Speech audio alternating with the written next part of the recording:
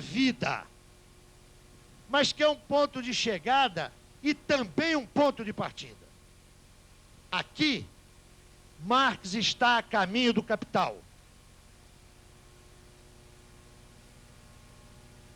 Os manuscritos de 61 e 63, 63 e 65 e o Capital 1 vão ser a objetivação. Fundamentalmente o Capital 1 será uma objetivação desse trabalho aí. Mas é evidente que o Capital 1 não refrata toda essa riqueza. Esse material seria utilizado como material de pesquisa por Marx para depois. Aqui estão as aquisições teórico-metodológicas definitivas de Marx. O Capital vai apresentar outras, mais avançadas, mais sofisticadas. Entretanto, é a partir daqui que Marx estabelece a sua relação metodológica com seu objeto. É aqui, nesse texto, logo na abertura, e por isso eu sugiro a leitura dessa introdução, que Marx vai fazer as suas conclusivas observações teórico-metodológicas. Isso significa que nesse conjunto textual eu tenho o suporte a partir do qual Marx enceta a sua análise da ordem burguesa. E é por isso que o nosso curso, essa sequência de 5 comícios, vai se deter aqui, porque é isso aqui que nos permite ver como Marx tratou o seu objeto. Antes de prosseguir, de entrar nessa estrutura aí, 2 observações fundamentais.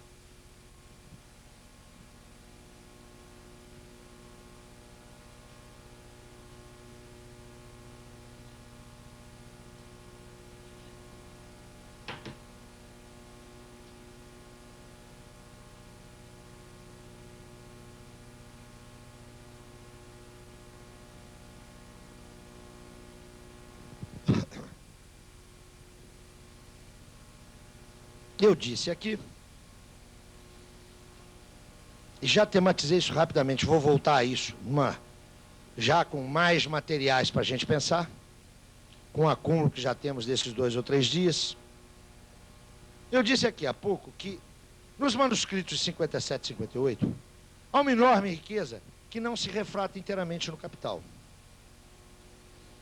Mencionei os manuscritos de 61, 63, 63 e 65. 67, Marx publica Capital 1. É evidente que o Capital 1 só é possível a partir desse conjunto de manuscritos. Mas o Capital 1 não é esse conjunto de manuscritos. Esses manuscritos não são o rascunho do Capital. E por quê? Porque Marx sempre teve muita clareza acerca de uma distinção formal entre método de investigação e método de exposição.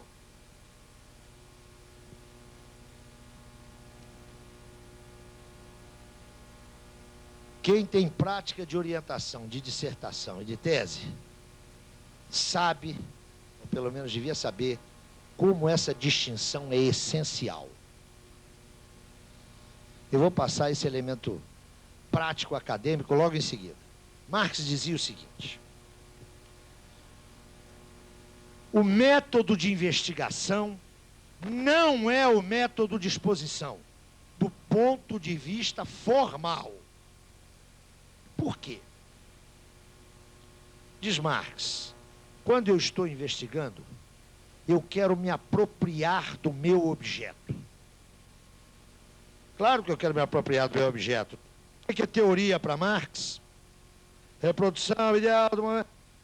O sujeito quer se apropriar das determinações do objeto. Eu quero aprender essas determinações. Eu quero aprender a sua estrutura. Eu quero aprender o seu movimento. Eu quero aprender o seu modo de ser. que eu não sei. Será que é isso mesmo? Claro, não é? Quando é que eu me ponho a fazer pesquisa? Quando é que eu me ponho a fazer investigação? Em circunstâncias muito precisas, não é? Primeira circunstância. Eu considero que um fenômeno ou um processo é novo. Não há massa crítica em relação a ele. Ele é ignorado. Me ponho a investigá-lo. Primeira hipótese. Segunda hipótese. Há processos que já são conhecidos, mas a massa crítica em relação a eles me parece insuficiente. O conhecimento existente não dá conta deles. Então, eu quero investigar para reduzir essa distância entre o conhecimento e o processo. Ou terceira hipótese. A massa crítica em relação a um fenômeno ou processo me parece não insuficiente, mas me parece falsa, errônea, equivocada. Então eu vou investigar para corrigi-la.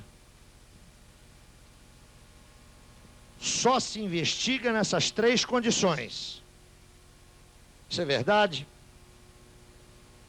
Não, não é. Isso é verdade em termos de produção de conhecimento. Mas nós já vimos aqui que ninguém nasce pesquisador. Qualifica-se o pesquisador, forma-se o pesquisador. O que são as nossas monografias de fim de curso? Eu já dei uma pancada aqui no orientador que diz que o menino que está no 10º, 12º, 13º período está produzindo conhecimento coisa nenhuma. Raramente isso acontece. Ele está reproduzindo conhecimento. Mas isso é importante.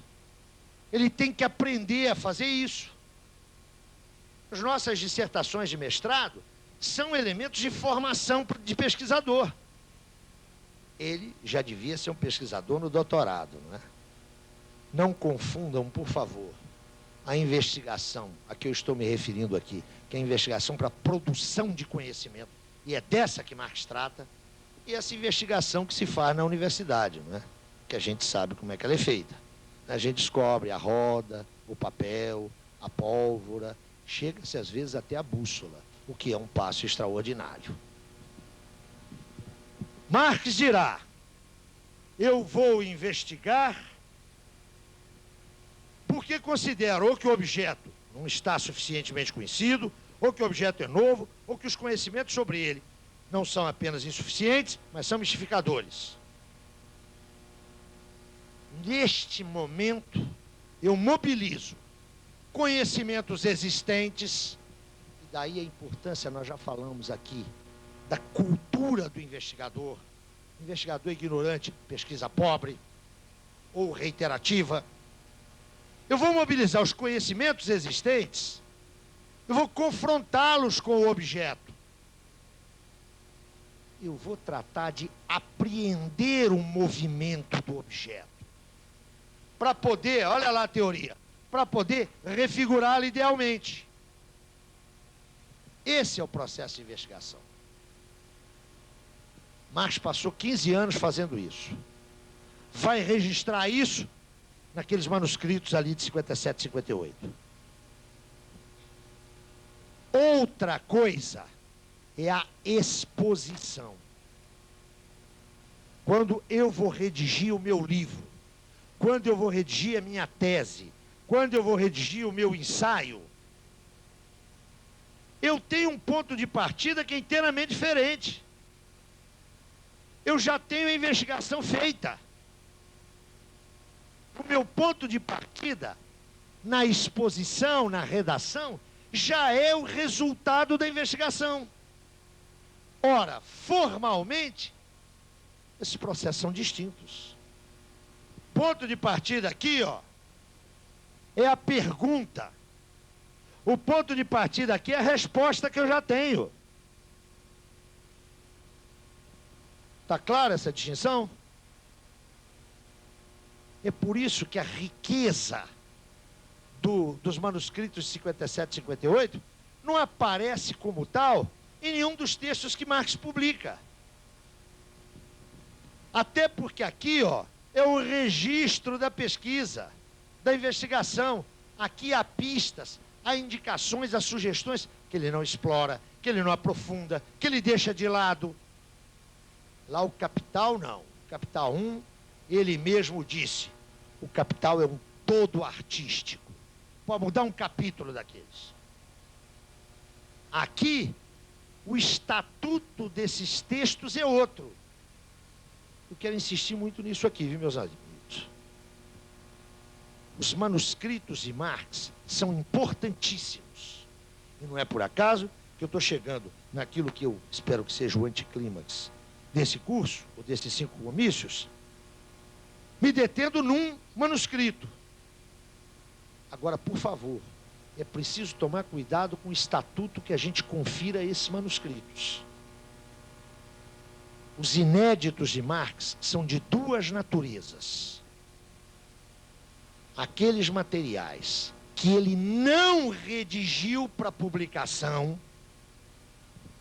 é o caso desse aqui, é o caso dos textos de 44, e aqueles que ele redigiu para publicação e por algum motivo não editou. Foi redigida para publicação a ideologia alemã.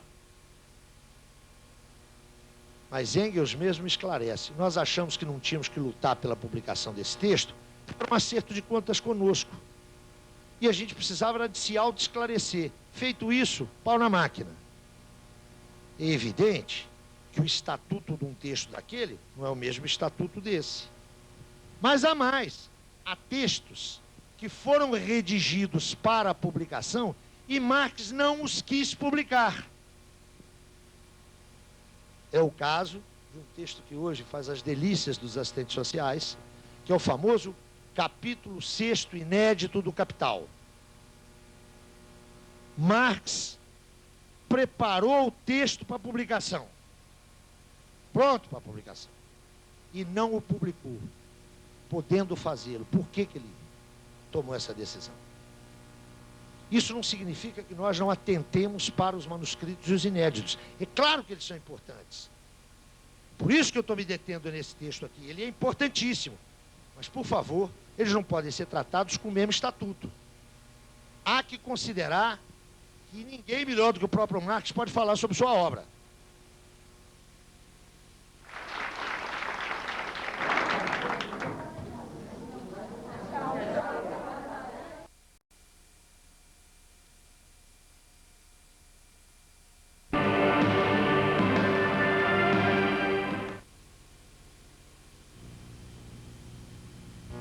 Há que considerar que ninguém melhor do que o próprio Marx pode falar sobre sua obra.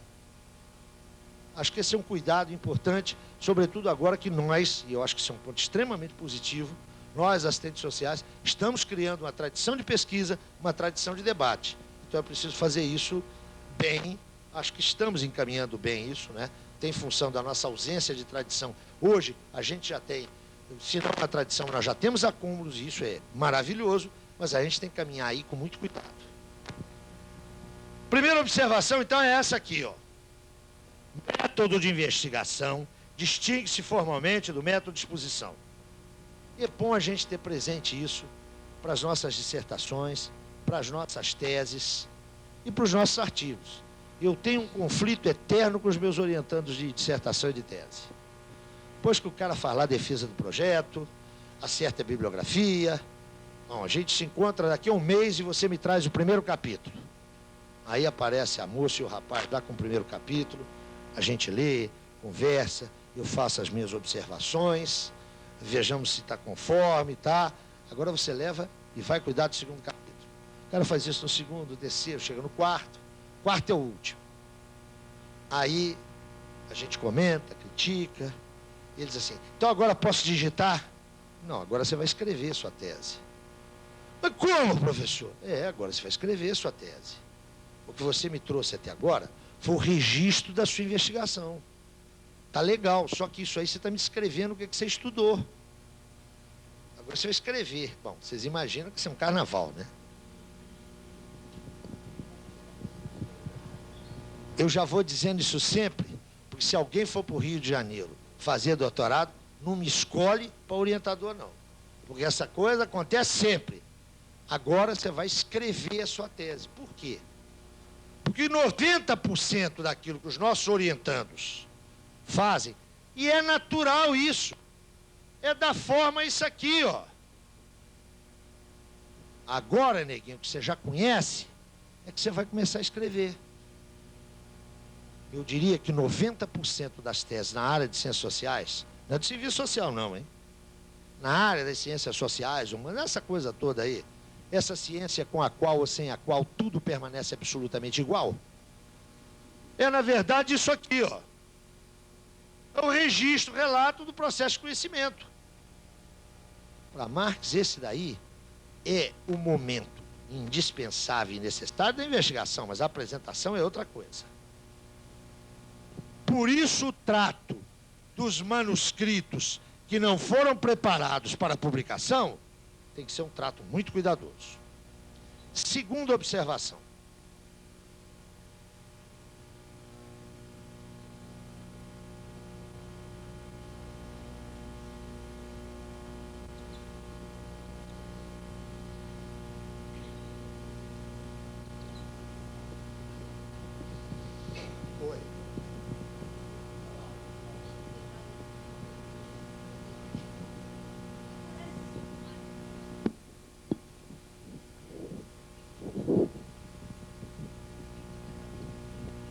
Não sei por que ele não publica.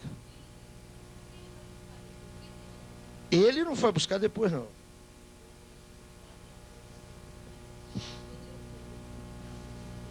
Pois é. Marx montou lá o Capital do jeito que a gente conhece. Ele tinha N textos, né, centrados naquilo que hoje é um elemento importante de discussão, trabalho produtivo, trabalho improdutivo, etc. Ele redige um texto que é o capítulo 6 e resolve não publicar. Deixou lá de lado. Nós não temos nenhuma explicação dele por que ele não publicou. Mas nós temos uma observação dele sobre o Capital 1. O Capital 1 é um todo artístico. Está ali na sua economia arquitetônica tal como devia estar. Esse texto, vocês sabem, é publicado no século XX. Me parece um texto importante, um texto instigante, interpelativo, mas eu tenho muito cuidado de trabalhar com esse texto. Por quê? Porque se o cara tinha ele pronto e não publicou, ele teve lá as suas razões. Não. Então isso significa que é um texto que deve ser trabalhado, deve ser levado em conta, deve ser estudado. Agora, a gente sempre deve fazer a pergunta: por que o pai da ideia não botou ele lá? Eu estou convencido que eu sei por que ele não botou lá. Mas isso é uma hipótese. Porque ele não resolveu o problema do trabalho produtivo e trabalho improdutivo. Não adianta ficar essa polêmica. O Marx não resolveu isso. Ele localizou uma determinação central. Que determinação central é essa? Eu quero saber o que é trabalho produtivo para o capital. Trabalho produtivo para o capital, o que é? É aquele que é passível de fornecer mais-valia. Ponto. É isso que ele faz. Se você for rastrear o conjunto da obra de Marx, quando ele vai além dessa determinação, há inúmeras ambiguidades. Há inúmeras ambiguidades. Olha essa cara aí de vocês.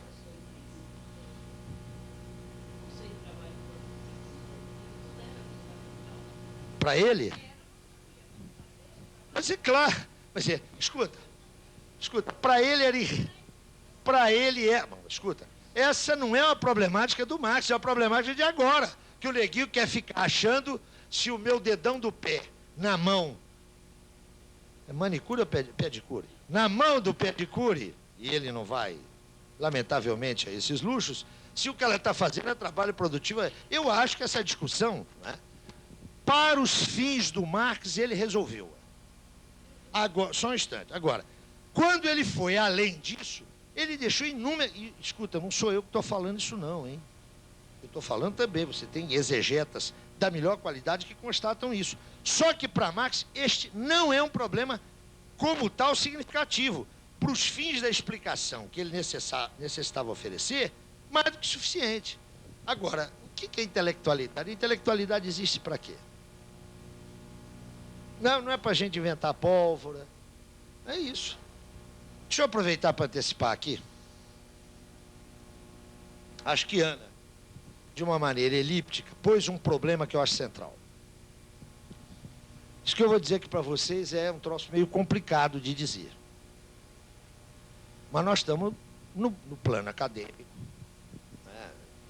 No nível acadêmico, falando com profissionais, com gente titulada.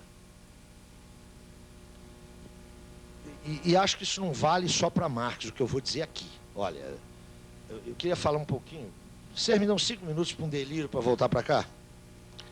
Meu velho professor, Florestan Fernandes, dizia que o grande problema que a ditadura trouxe para a universidade não foram as restrições demográficas, foi tudo isso, mas foi uma outra coisa. A ditadura estimulou, fomentou e, sobretudo, legitimou uma desqualificação do padrão acadêmico de trabalho.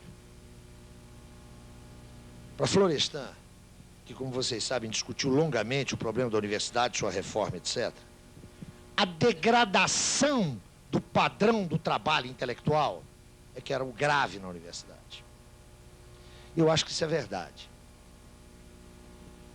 A expansão da universidade brasileira, né? E vocês sabem que a expansão foi obra da ditadura.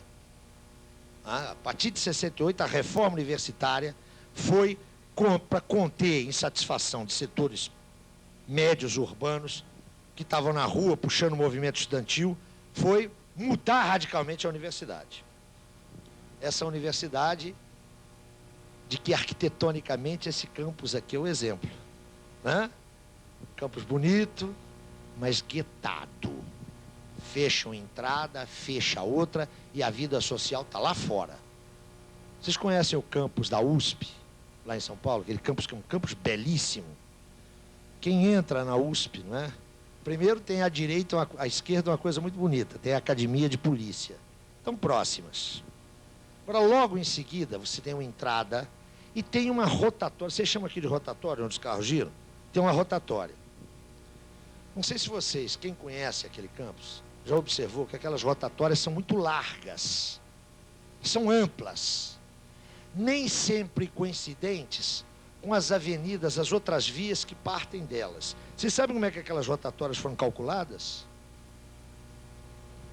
Para permitir que os Sherman, que eram os tanques da época do Segundo Exército, pudessem entrar e manobrar ali.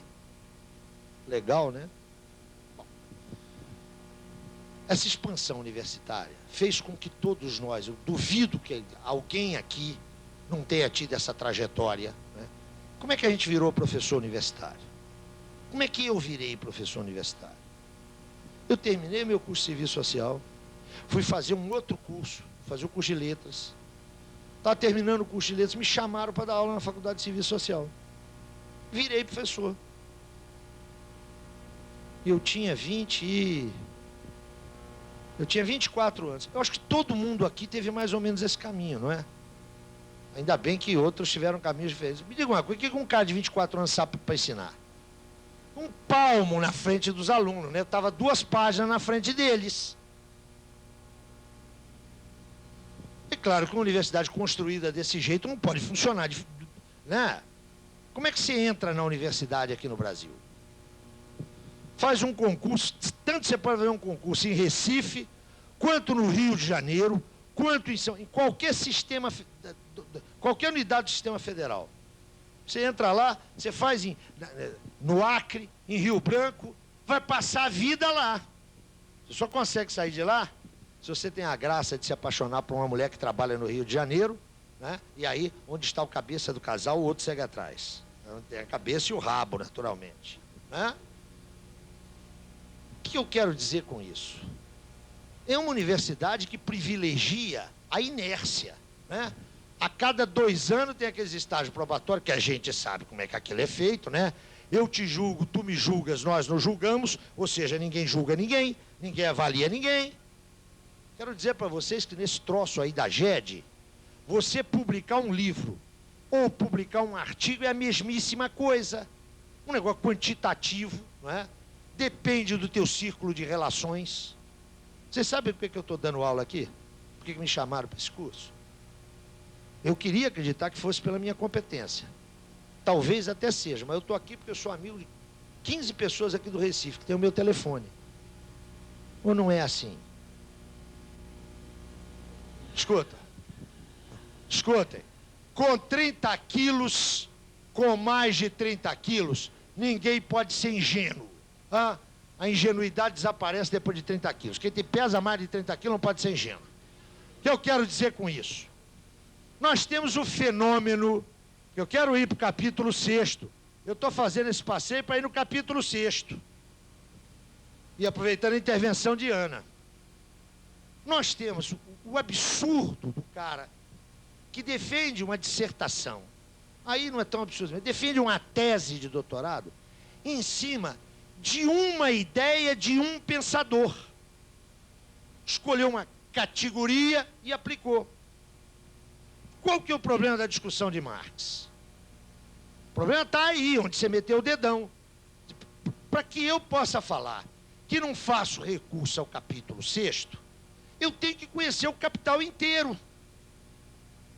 Mas está cheio de marxista. E isso, atenção, estou falando aqui porque o nosso curso é sobre Marx. Vale o mesmo para Weber. Vale o mesmo para Weber. É a degradação do padrão de trabalho intelectual na qual nós vivemos, onde um sujeito leu 3 capítulos de uma obra, se arroga o conhecimento e sai dando aula. O padre Antônio Vieira dizia que havia 3 espécies de desgraçados, no sentido daqueles que carecem da graça divina. Um dos desgraçados lá do sermão do padre Antônio Vieira, o que é? É aquele que não sabe e ensina. Mas é isso que acontece entre nós. Eu vou repetir, terceira espécie de desgraçado. Um dos 3 tipos de desgraçado, carece da graça divina. É o que não sabe e ensina. É o que mais a gente vê. Então, por que essa discussão comparece? E no caso, nós estamos tratando de Marx, atenção, isso não se restringe a Marx. Porque esse é o objeto aqui agora. O fulano é marxista sem ter lido o Capital. Como é que é possível isso? E sem ter lido, quando se lê, Ana, se lê o Capital 1. O neguinho não fecha o circuito. Considera que o Capital 3, que é lá do processo de circulação, aquele é desimportante. Desimportante uma obra, é lá que a mais-valia se realiza. É lá. É na ponta que ela se realiza. Então, qual é a dificuldade? Que gera, eu não estou dizendo que essa polêmica é só pela falta de conhecimento, atenção. Mas, em geral, você faz recortes e absolutiza as limitações de um recorte. Isso tem a ver com o que eu vou dizer logo em seguida aqui. Como é que eu posso conhecer Marx? Se eu quiser ter um conhecimento seguro, eu tenho que ter uma leitura